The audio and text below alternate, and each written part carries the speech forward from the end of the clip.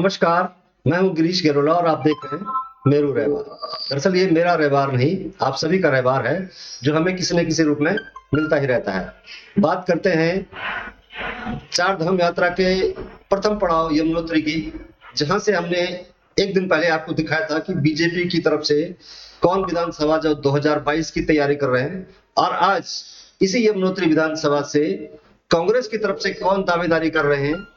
हमारे साथ में हैं संजय डोभाल जी। संजय डोभाल जी, आपका स्वागत है मेरू रहवार में। जी, ओबीसी मोर्चा के धन्यवाद। प्रदेश अध्यक्ष आप हैं संजय डोभाल जी, और जिला पंचायत से लेकर अपने क्षेत्र की लगातार सेवा करते आ रहे हैं। डोभाल जी, क्या कहें, जिला पंचायत में कहीं कुछ कमी रह गई, आपको लगता है कि जो कमी वहां रह गई आप विधानसभा में पूरी की जाए? देखिए, ये दोनों जो जिला पंचायत में कमी क्या बोले, उस टाइम मुझे बीजेपी सरकार ने, क्योंकि मेरा जो रिजल्ट 3 बजे डिक्लेयर, मेरे एब्सेंसी में ही उस टाइम रिजल्ट खुला गया था। अब मेरे ख्याल से आप भी वहीं पे थे। मैं 2:45 बजे ही रिजल्ट डिक्लेयर हुआ था। उस टाइम मैं हारा नहीं था, मुझे बीजेपी सरकार द्वारा जबरदस्ती हराया गया था, और मुझे और बीजेपी को 9-9 वोट बराबर थे। सेकंड वोट से उन्होंने जैसे भी करके, मतलब प्रशासन पे दबाव बना के, उन्होंने अपने फेवर में रिजल्ट किया था बीजेपी ने इस उस बार टाइम आप 2008 में। चुनकर बदला लेंगे बीजेपी से, इस बात का?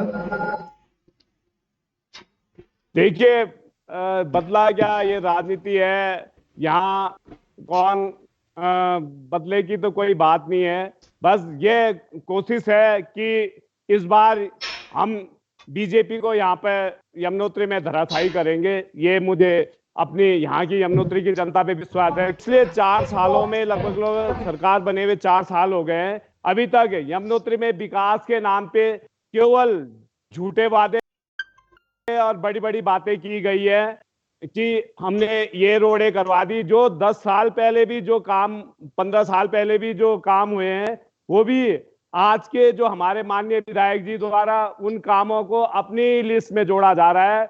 अदरवाइज यहाँ पे यमुनोत्री में आप लोग आए होंगे, आप लोगों ने पूछा होगा, अगर विकास के नाम पे मुझे तो और यहाँ की जनता को तो धरातल पर कुछ दिखाई नहीं दे रहा है। संजय वो जी, जो ठीक है। विधायक जी कह रहे थे कि 90 से लेकर 96% सड़कों का निर्माण हो चुका है, सड़कों का जाल बिछ चुका है, वो गलत है या किसी और सरकार द्वारा किया गया है? वो जितनी 15 सालों से, जो आज से 15 साल पहले से जो भी सड़कें हुई हैं, विधायक जी उन सब सड़कों को आज की इस बारी की घोषणाओं में शामिल कर रहे हैं कि ये सब सड़कें इस बार हुई हैं। आप कोई सी भी सड़क देख लीजिए, वो उनके जियो और उनमें टोकन मनी पहले से कांग्रेस गवर्नमेंट में 2012 से 2017 तक आ चुका था। हाँ, ये है कि कुछ कुछ टेंडर हुए हैं, उनमें भी ऐसा नहीं है जैसे वो उनका कहना है कि ये वही है। मुझे तो लगता नहीं है। आप माननीय विधायक जी के ही गृह क्षेत्र, जो उनका घर, तो उनके घर के आसपास का क्षेत्र है, वहां पे तो कहीं पे अभी भी सड़कें 1 या 2 जगह ही गई है। बाद बाकी आप कोठार को ही देख लीजिए। बड़ी मुश्किल से आज, क्योंकि इस क्षेत्र का माननीय विधायक जी दूसरी बार प्रतिनिधित्व कर रहे हैं, तो उनके गृह क्षेत्र में ही अभी तक 80% गांव में रोडें नहीं है। अच्छा संजय जी, और वो माननीय विधायक जी का घर यमुनोत्री, जो कि हमारा देश ही नहीं पूरे विश्व विख्यात यमुनोत्री धाम है, उस एरिया में माननीय विधायक जी का घर है। और उसी एरिया में सड़कें ना होना अपने आप में विधायक जी की नाकामी को दर्शाता है। संजय जी, इससे पहले प्रीतम पंवार भी यहाँ का प्रतिनिधित्व कर चुके हैं, केदार सिंह रावत जी भी कर चुके हैं। ज्यादा बेहतर कार्यकाल किसका रहा है? आप एक जनप्रतिनिधि हैं यहाँ पे। देखिए, कार्यकाल तो दोनों का ही निराशाजनक रहा है। माननीय प्रीतम पंवार जी तो कैबिनेट मिनिस्टर रहे हैं और बहुत सीनियर मिनिस्टर रहे हैं उत्तराखंड सरकार में, और हमारी सरकार में वो मंत्री रहे हैं। पर माननीय प्रीतम पंवार जी को धनोल्टी का जो उनको प्रेम जागा है, उससे ये क्षेत्र विकास से, नहीं तो कांग्रेस सरकार में सभी जगह विकास हुआ है। चाहे हमारे हरीश रावत जी ने बेरोजगारों को रोजगार देने से लेके, सड़कों से अरे लेके, संजय जी, चार धाम ये सुनने में आ रहा है यात्रा कि से प्रीतम लेके। सिंह जी को फिर यमुनोत्री से प्यार हो रहा है, वो फिर लौट के यहाँ आने वाले हैं। ये भी सरगर्मियां हैं तो सुर्खियों में। देखिए, उनका अपना विचार है, वो आए उसके लाइन कट गई। हाँ ठीक है, आ रही है, आ रही है। आ गया ना। हाँ आ गया, आप तो कंटिन्यू कीजिए। ये देखिए, ये माननीय प्रीतम पवार जी का अपना विचार है। इसके लिए हम वो तो उसके लिए तो वही जाने कि तो उसके लिए वो क्या करते हैं। अच्छा संजय जी, चलो ठीक है, आपने कहा कि 10 साल 15 साल का रिकॉर्ड केदार सिंह रावत जी ने दिखाया। चलिए, ये सड़क 5 साल पहले बनी हो या 10 साल पहले बनी हो या 15 साल पहले हो, यमुनोत्री में सड़कें बन गई हैं। जैसे उन्होंने कहा कि 90 से 96% सड़कें बन गई है, एक बड़ा मुद्दा सॉल्व हो गया। अब क्या क्या मुद्दे हैं? आप भी चुनाव में लड़ने आने वाले हैं, अब तो सड़कों का तो मुद्दा लगभग समाप्त हो गया है। अब कौन कौन से मुद्दे रह गए? कौन बोल रहा है सड़कों का पूरा समाप्त हो गया है? वो कह अभी रहे थे कहाँ पे 90 से सड़कें बनी 96% हैं? सड़कें बन चुकी हैं, 4% सड़कें कहने बनना से बाकी है। थोड़ी वही कई सड़कों के टोकन मनी और पैसा तो पिछले 10 सालों से है, आज तक भी वहां पे टेंडर नहीं हुए भी हैं। तो अभी तक भी कार्य शुरू नहीं हुआ है, टेंडर प्रक्रिया पूरी नहीं हुई है। अच्छा, कुछ नाम बताएंगे जरा, कुछ बड़ी सड़कों को जिसमें आप इंगित करना चाहते हैं कि इसमें केवल टोकन मनी पड़ा है, काम हुआ नहीं है? कुठार का ही देख।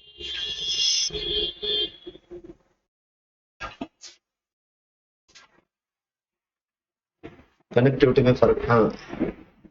आपका वीडियो आ रहा है, आप please continue Sanjay ji. Hello. हाँ, जी।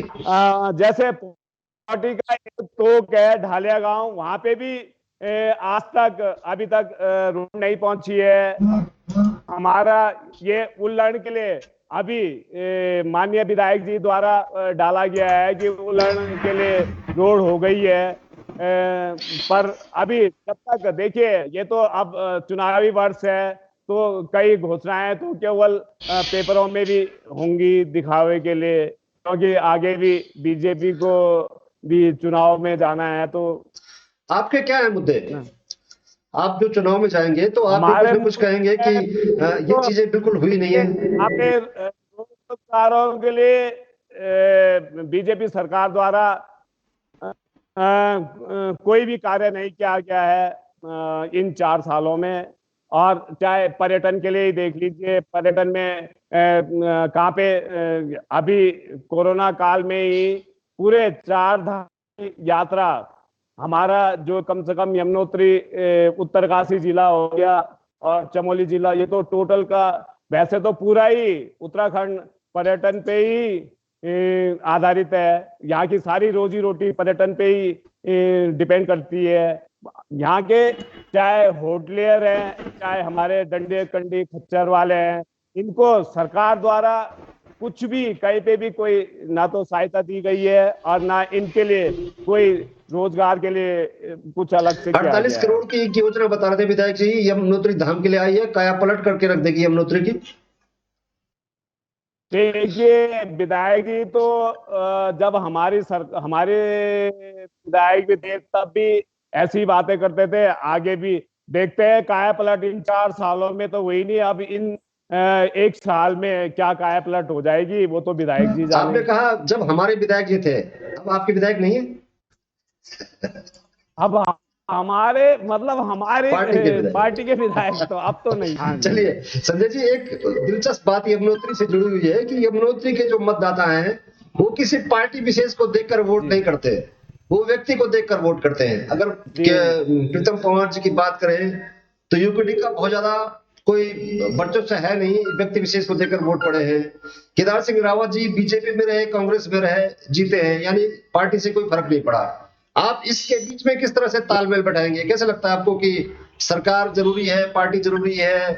आप एक बार धोखा खा देखिए चुके ये हैं जिला पंचायत आपने में। वो है, देखिए मैं अपनी जो हमारी पिछली सरकारों में, चाहे एनडी तिवारी जी की सरकार रही हो, चाहे हरीश राव जी की सरकार हुई हो, हमारी पार्टी ने यहाँ पे अभूतपूर्व कार्य किए हैं। किसी भी फील्ड में देख लीजिए, चाहे ओबीसी हुआ है तो वो हमारी कांग्रेस सरकार की देन है। आप उसमें भी देख लीजिए, हमारी सरकार ने यहाँ पे कार्य भी अभूतपूर्व किए हैं। लेकिन आपकी जो और अगर व्यक्ति विशेष भी है तो ऐसा तो नहीं है कि मुझसे यमुनोत्री की जनता को परहेज होगा।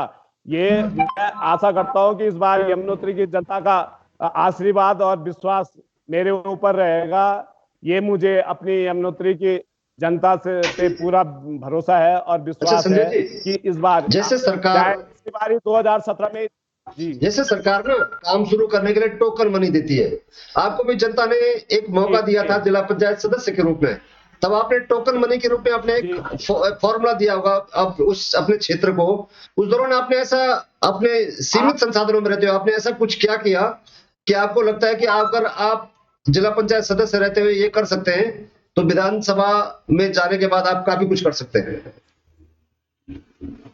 देखिए, ये तो मेरी जहाँ का मैं जिला पंचायत मेंबर रहा हूँ वहाँ की जनता ही बता सकती है नहीं नहीं कि नहीं, मैंने आज हम उस चाह रहे हैं वक्त कि क्या कार्य आपको किए। लगे कि आपका ये काम मैं आपने वहां पर किया था और पूरे लोग जाने कि आप उस समय जिला पंचायत सदस्य थे, आप इतना ही कर सकते थे, और अब आप अगर जनता ये देखिए, चुनती तो आप आप क्या देखिए, होते? जब हम जिला पंचायत सदस्य थे उस टाइम जिला प्लान की शुरुआती हमारे टाइम पे हुई थी। जी तो मैंने हर एक गांव में जितना भी हर संभव कोशिश हुई है, हर एक जगह कुछ ना कुछ कार्य किए हैं। जो जितना एक जिला पंचायत मेंबर, क्योंकि हम एक साल ही जिला प्लान के मेंबर रहे हैं, ठीक जी है। उस टाइम बीजेपी की गवर्नमेंट थी, कोई खास बजट वगैरह भी नहीं रहा हम लोगों के पास। हम्म। और मैं हारा हुआ कैंडिडेट भी रहा हूं जिला पंचायत अध्यक्ष में।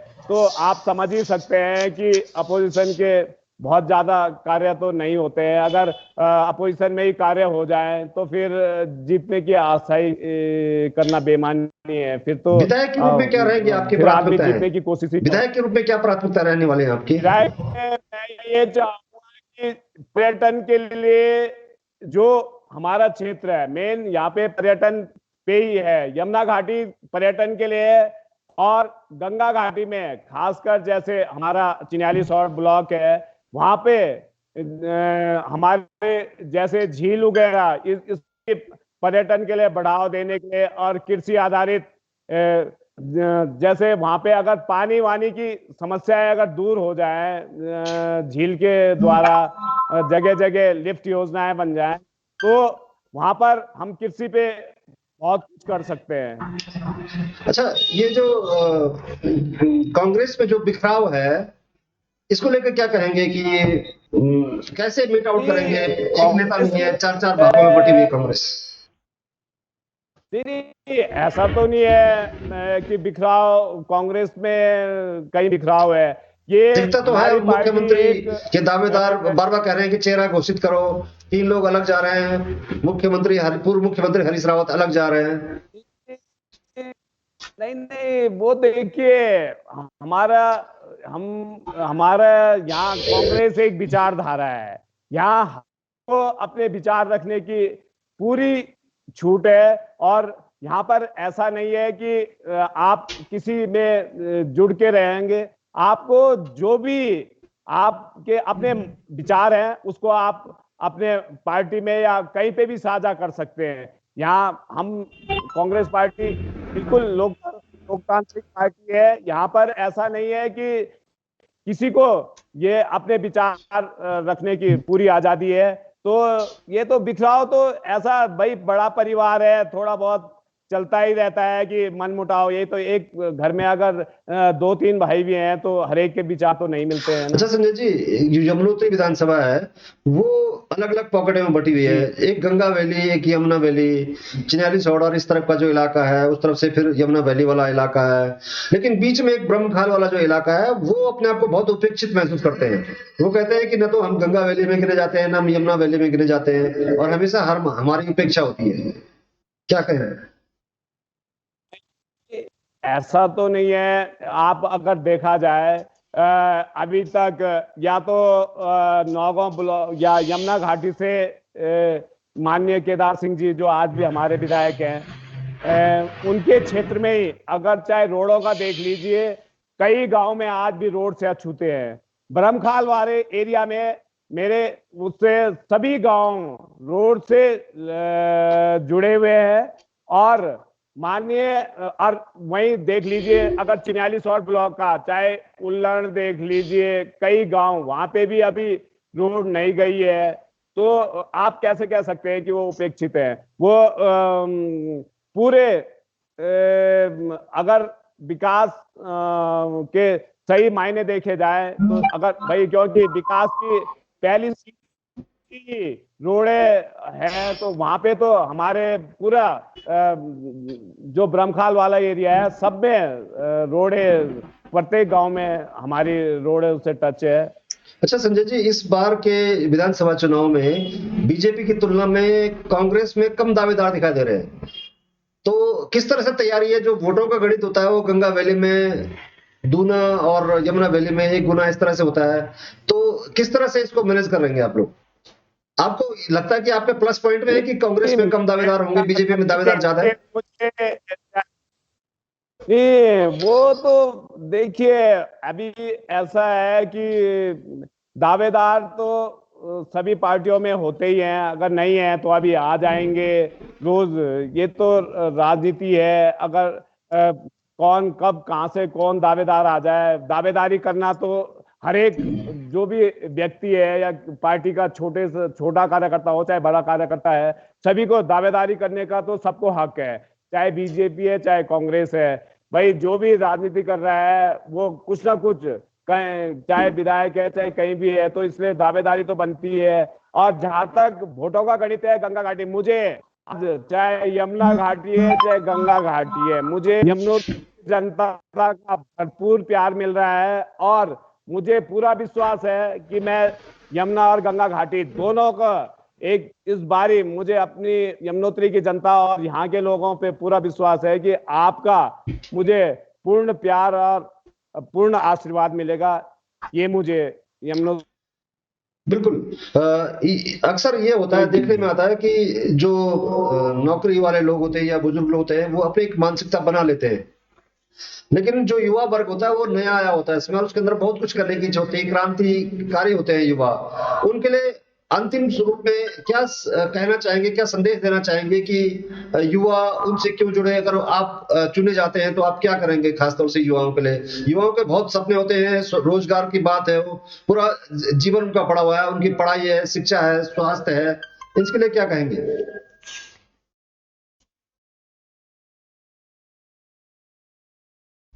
झूठे बातों, क्योंकि कई हमारे अभी यमुनोत्री विधानसभा में कई लोग ऐसे आए हैं जो बड़ी बड़ी बातें करके युवाओं को, और यहाँ पे यमुनोत्री में बहुत बड़ा भ्रष्टाचार कर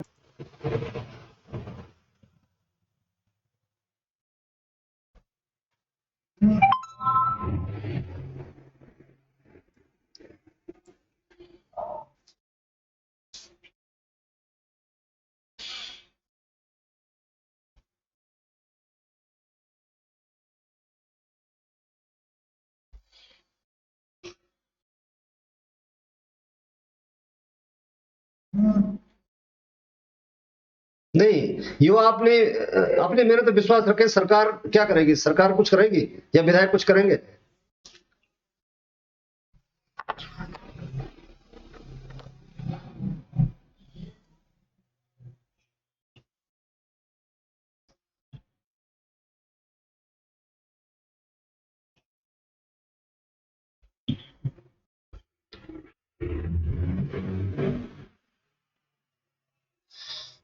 नहीं, मेरा मतलब संजय जी ये मतलब था कि कांग्रेस के विधायक लगातार आते हैं, आते भी रहे होंगे और आगे भी आते रहेंगे, लेकिन कांग्रेस के उम्मीदवार के रूप में अगर संजय डोभाल चुने जाते हैं तो उनकी क्या रहेगी, ये हम जानना चाह रहे थे।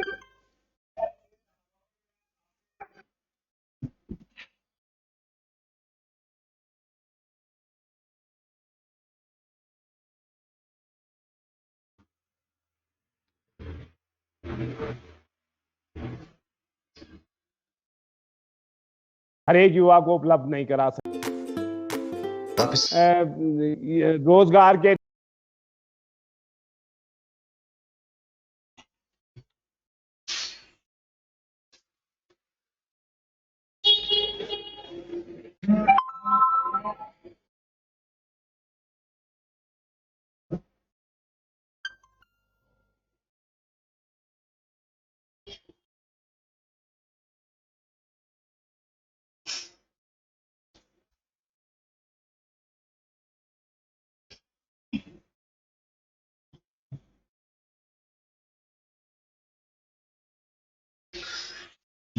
बिल्कुल। चलिए चलिए, नेट कनेक्टिविटी में भी दिक्कत है, आपका वीडियो हमें पूरी तरह से मिल नहीं पा रहा है। हमारी शुभकामनाएं आपके साथ हैं, आपके शुभ संकल्प पूरे हों और यमुना के प्रकटिक वाले विधानसभा से लोगों की इच्छाएं भी, लोगों के संकल्प भी पूरे हों, इसी शुभकामना के साथ संजय डोभाल हमसे आज जुड़े थे। आपका बहुत बहुत धन्यवाद। आप जुड़े थे मेरू रविवार से। आज के लिए इतना ही, नमस्कार।